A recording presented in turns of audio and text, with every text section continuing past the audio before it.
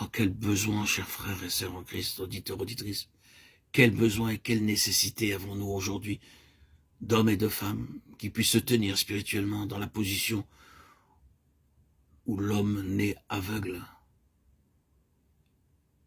se trouve et dire, je sais une chose, c'est que j'étais aveugle et que maintenant je vois. Jean 9, 25. C'est une grande chose d'être là. Combien je vois? Je ne sais pas, mais je sais sûrement une chose, je vois. Ce qui n'était pas le cas avant. Il y a ici l'impact, l'enregistrement de cette réelle expérience. Dans la parole de Dieu, la vie et la lumière vont toujours ensemble. Si un homme voit réellement, il y a vie, édification. S'il vous donne quelque chose d'occasion, d'étudier, de lire, de préparer, il n'y a pas de vie. Si ce n'est cette fausse poussée d'intérêt temporaire, une fascination passagère. Mais il n'y a pas de vraie vie qui fait que les gens vivent. On ne plaide pas pour changer la vérité ou avoir de nouvelles vérités, mais pour qu'il y ait une vue spirituelle dans la vérité. Il est certain que le Seigneur a encore beaucoup de lumière, de vérité à faire jaillir de sa parole.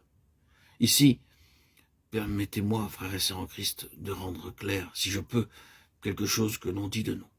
Nous ne cherchons pas une révélation nouvelle et nous ne disons pas ou suggérons ou insinuons que nous pouvons avoir quelque chose en plus de la parole de Dieu. Non, ce n'est pas le cas. Mais cependant, nous affirmons qu'il y a encore beaucoup dans la parole de Dieu que nous n'avons jamais vu et que nous pouvons voir. Assurément, tout le monde est d'accord avec ceci et simplement ceci, voir, voir. Plus nous voyons, si vraiment nous voyons, plus nous nous sentons confondus sur le tout. Parce que nous nous rendons compte que nous sommes arrivés aux frontières d'un domaine aux immenses distances, qui s'étend bien au-delà du pouvoir d'expérience d'une courte vie humaine. Je voudrais répéter qu'à chaque étape, du commencement à la fin, la vie spirituelle a en elle ce secret. Je vois dès le début, à notre nouvelle naissance, ceci devrait être l'expression spontanée, l'exclamation de la vie. Notre vie chrétienne doit commencer là. Mais tout le long du chemin jusqu'à la fin, la constante expérience de ce miracle doit œuvrer, afin que vous et moi, frères et sœurs en Christ, nous soyons dès maintenant, dès à présent, dans cette atmosphère d'émerveillement. Cet élément d'étonnement qui se répète encore et encore, de sorte qu'à chaque fois, ce soit comme si nous n'avions jamais rien vu de tout. Même, en même temps, je peux dire aussi que l'habitude, une nouvelle entrée de l'esprit dans ce sens, suit à l'éclipse de tout ce qui a précédé. Il semble que le Seigneur doive le rendre nécessaire. Afin que nous venions à la place où nous écrions, à moins que le Seigneur montre, à moins que le Seigneur révèle, à moins que le Seigneur fasse une chose nouvelle, tout ce qui a été auparavant est comme rien. Par conséquent, il nous amène dans une place sombre, un temps sombre. Nous sentons que ce qui a été auparavant a perdu le pouvoir qu'il avait de nous rendre optimistes, triomphants, victorieux. C'est la façon qu'a le Seigneur de nous garder avançants.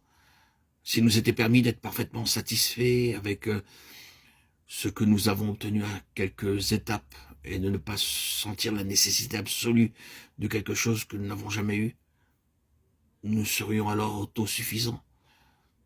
Nous n'avancerons pas. Non, nous n'avancerons pas. Bien sûr, pour nous maintenir en avançant et avancer, aller toujours de l'avant, le Seigneur doit donc provoquer ces expériences où il nous est totalement nécessaire de le voir, de le connaître d'une manière nouvelle. Cela doit être ainsi tout le long du chemin jusqu'à la fin. Jusqu'à la fin.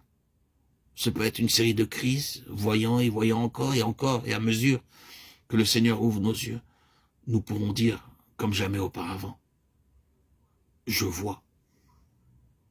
Ainsi, frères et sœurs, en Christ, auditeurs, auditrices, ce n'est pas notre étude, notre savoir, notre connaissance de livres, mais plutôt un esprit de sagesse et de révélation dans sa connaissance, les yeux de notre cœur étant éclairés. C'est le fait de voir qui apporte la note d'autorité si nécessaire. C'est l'élément, le trait dont on a besoin aujourd'hui. Ce n'est pas seulement voir pour voir, mais voir pour apporter une nouvelle note d'autorité. Où est la voix d'autorité aujourd'hui? Où sont ceux qui parlent vraiment avec autorité? Nous languissons terriblement dans chaque sphère de la vie par manque de cette voix d'autorité. L'Église languit par manque d'une voix d'autorité spirituelle, par manque de cette note prophétique. Ainsi parle le Seigneur. Le monde languit par manque d'autorité. Cette autorité est avec ceux qui ont vu. Il y a beaucoup plus d'autorité dans le témoignage de l'aveugle-né lorsqu'il dit « Je sais une chose, c'est que j'étais aveugle et que maintenant je vois », qu'il y en avait dans tout Israël, avec toute sa tradition et son savoir. Ne serait-ce pas ce qui, dans le Seigneur, Jésus donnait un tel poids à ses paroles, car il enseignait comme ayant autorité et non pas comme leurs scribes. Matthieu 7, 29. Les scribes étaient l'autorité. Si quelqu'un voulait une interprétation de la loi, il allait aux scribes. S'il voulait savoir quelle était la position autorisée au sujet de quelque chose, il allait aux scribes. Mais lui, il parlait comme celui ayant autorité, non pas comme les scribes. D'où émanait cette autorité? Simplement qu'en toute chose, il pouvait dire « je sais ». Ce n'est pas ce que j'ai lu, ce qu'on m'a dit, ce que j'ai étudié, mais ceci, je sais, j'ai vu. Frères et sœurs en Christ, mes bien-aimés, mes chers amis, auditeurs, auditrices, veuille le Seigneur faire de nous, de ceux qui ont les yeux ouverts,